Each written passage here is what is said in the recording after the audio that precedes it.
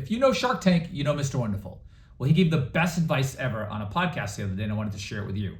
He was talking about your signal to noise ratio. He used to work for Steve Jobs, and Steve Jobs taught him this, that you need to have an 80% signal to 20% noise, and if you do, you will be massively successful. What is signal to noise? Signal are the 3 to 5 things that you have to get accomplished today that will be most impactful on your business, your book, your screenplay, whatever you're doing. What are the 3 to 5 things today to move that forward? Not tomorrow, not a week from now, not a year from now. Today, the 3 to 5 things. That's your signal. Everything else is the noise. Making dinner, exercising. Look, you're going to have those things in your life, but that's your noise. If you have more than 20% of that, then you're moving into your signal and you're taking away. His theory was if you have an 80% signal to noise ratio, you're going to be massively successful. A lot of CEOs know this. Jeff Bezos will not make a major decision after 1 p.m.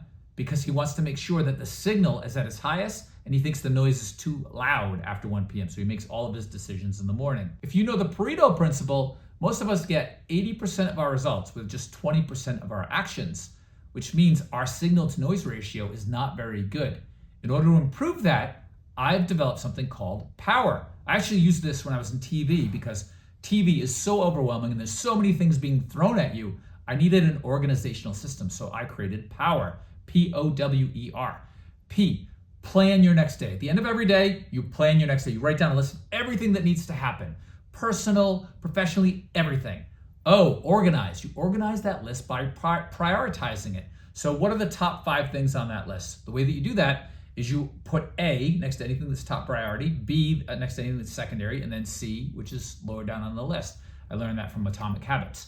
Then you actually number these. So you start with A, what's number 1, 2, 3? If there's only 3 things on the list, that's it. You got your 3, and then you start with B. What are the 3 to 5 things on this list that are most important for the next day? Most of us just push the most important thing to the next day, the next day, the next day, because it's too hard to accomplish. But when you figure out your signal by planning and then organizing, you're ready to go the next morning. The third thing you do is W, write. Write what worked and what didn't today. So you knew what your signal was for the day, that day, what went well, what didn't go well, what's a distraction, what's actually noise that you thought was signal, what is signal that you thought was noise, and shift them around.